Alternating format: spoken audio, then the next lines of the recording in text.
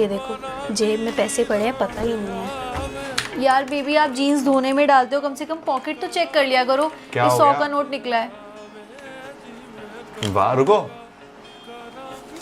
ये लो 200 रुपए तुम्हारी ईमानदारी के लिए। आज फिर जीन्स में पैसे, आज आपकी जीन्स में से फिर ये 500 का नोट निकला है।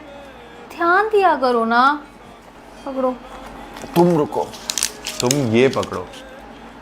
तुम कितनी शरीफ, कितनी सीधी हो यार। तुम पैसे रख भी तो सकती थी, लेकिन तुमने लाके मुझे दे दिए। ये तुम्हारा इनाम है। यार आज तो जेब में से एक भी पैसा नहीं निकला। रुको जरा।